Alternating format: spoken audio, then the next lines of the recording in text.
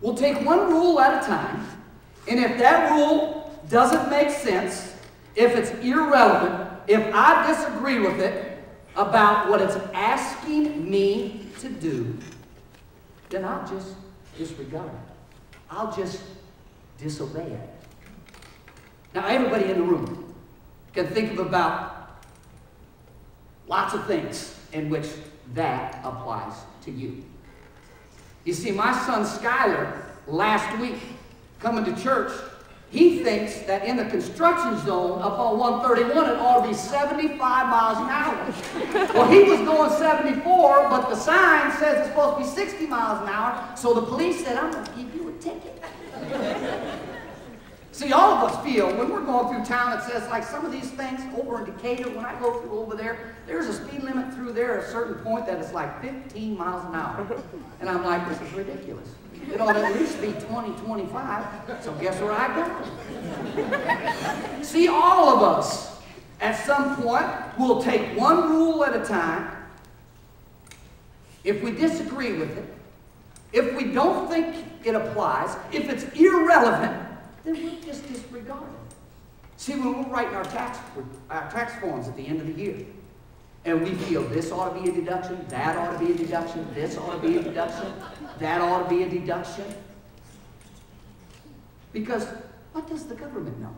Does the government know how hard I work at trying to make money?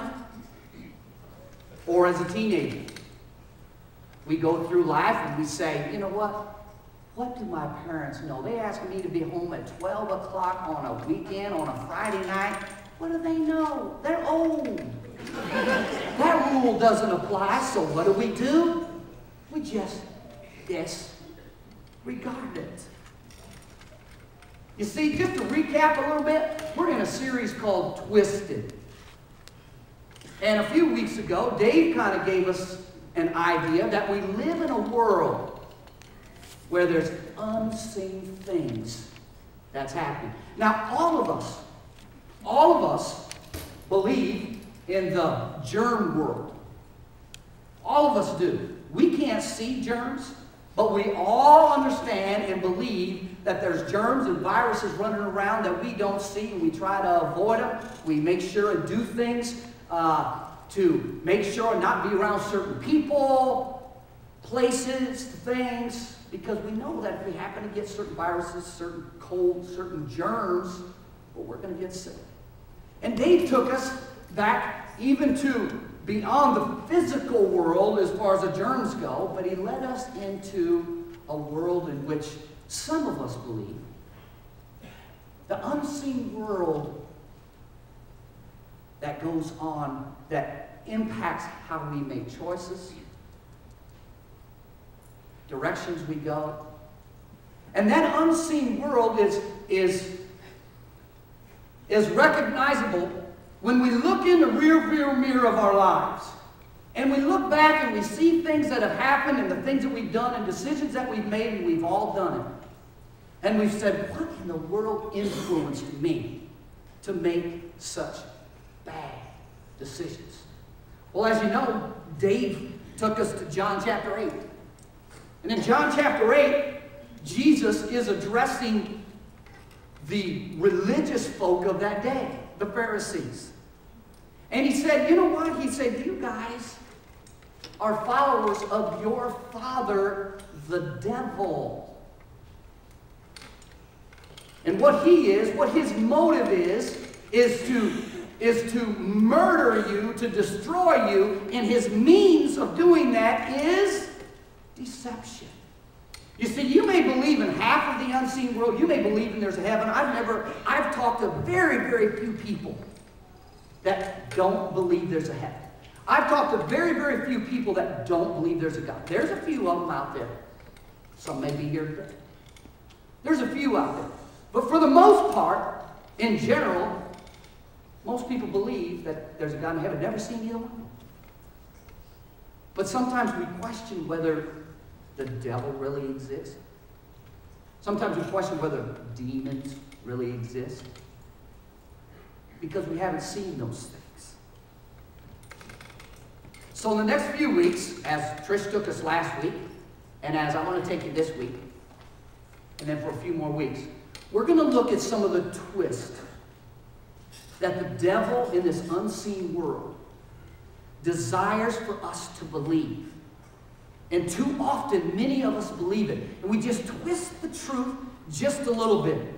So it impacts our life in such a way that it brings destruction and sometimes even destroys us. Well, today we're going to look at this whole issue of authority. This is where it all began, way back in the Garden of Eden. And if we can grab this truth, if we can hear this truth today, and we can let it sink in and we can ponder it, I tell you, this will revolutionize your life. This will change the way you do things in your life. This will change the way you think about living for God. Because this is going to be all new to some of you.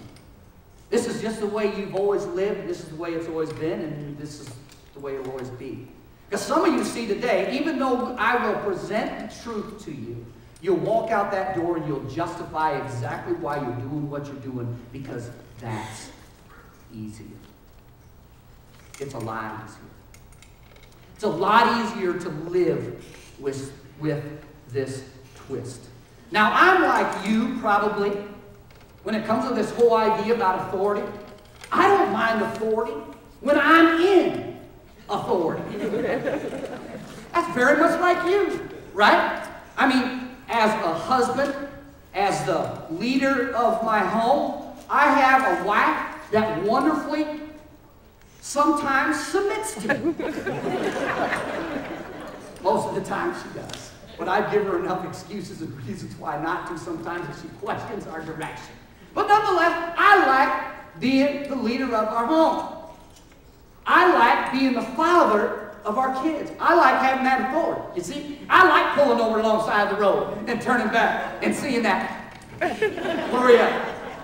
You see, I like that. And I think most of us do too.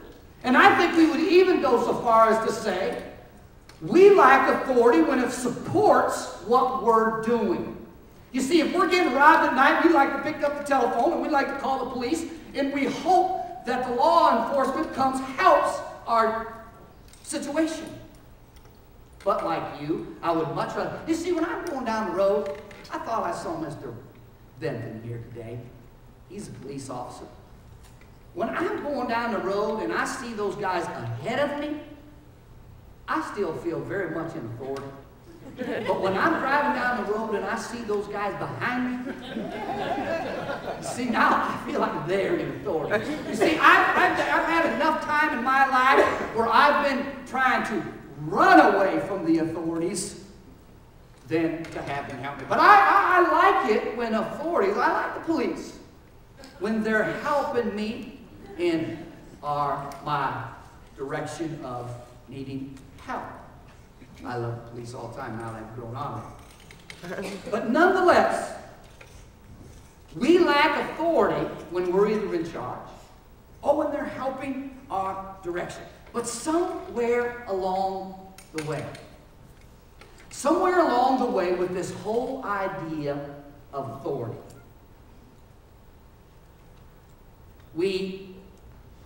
when it comes to rules, when it comes to things that people ask us to do, our first line of offense is, went the wrong way. There it is. Our first line of defense of response is, we evaluate the what. What is this rule? What is this person of authority asking me to do? And if it's ridiculous to me, if it's irrelevant, if it seems outdated, then I will just disregard it. You see, and this is the thing. This is the thing. We don't feel guilty about it at all.